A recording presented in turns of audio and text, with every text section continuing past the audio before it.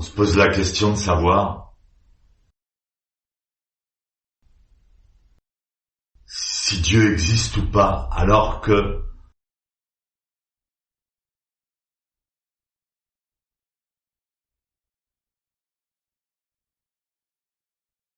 la science démontre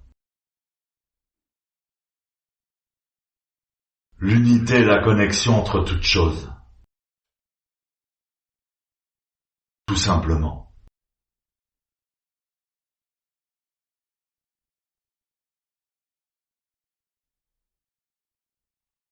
La particularité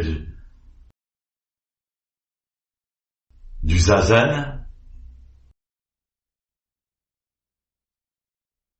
en tant que méditation,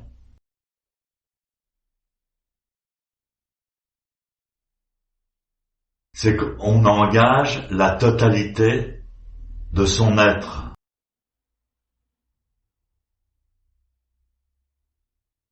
On engage la totalité de son corps.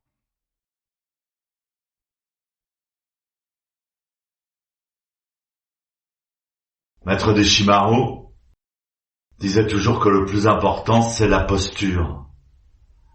Zazen en dehors de la posture, ça n'a pas de signification, c'est une erreur.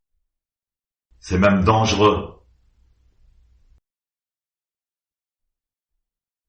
On pratique le zazen avec tout son corps. Le cerveau faisant partie du fonctionnement de ce corps.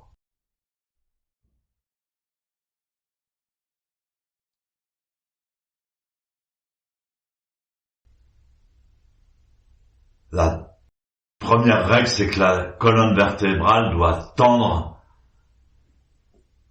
vers la rectitude, elle doit être droite. Toujours, on pousse le ciel avec la tête, on pousse la terre avec les genoux. On bascule le bassin, on dresse la colonne vertébrale, on étire la nuque, on tient la tête droite.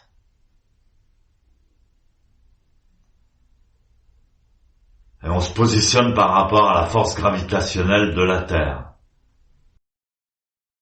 De manière à compenser cette force dans un équilibre qui nous met en apesanteur active. Apesanteur active. On ne peut pas faire l'expérience de l'éveil du Bouddha si on n'engage pas tout son corps dans la posture. Et il n'y a pas seulement la posture, il y a aussi la respiration, le souffle, fondamental. Donc, pour révéler la connexion, on la révèle par l'expérience, c'est pas un concept.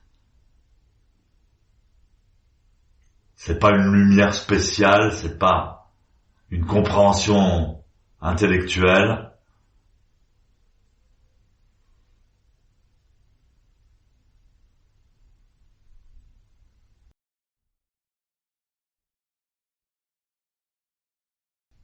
Donc tout est important dans la posture, jusqu'aux mains, à la position des doigts.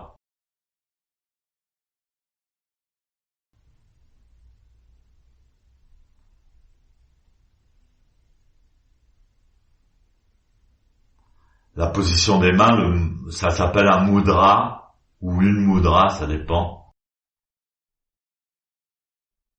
Ça s'appelle le mudra universel.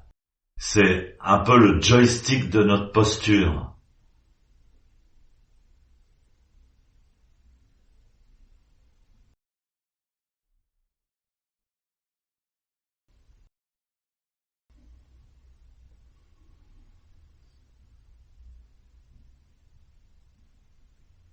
Maître Deshimaru disait que la position des mains est intimement liée au cerveau. Alors également la position de la tête est très importante. Pour pouvoir penser de manière universelle, il faut positionner sa tête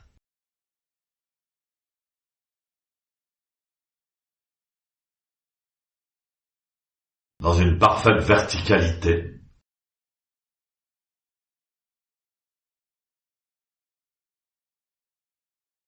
Et dans le prolongement de la colonne vertébrale.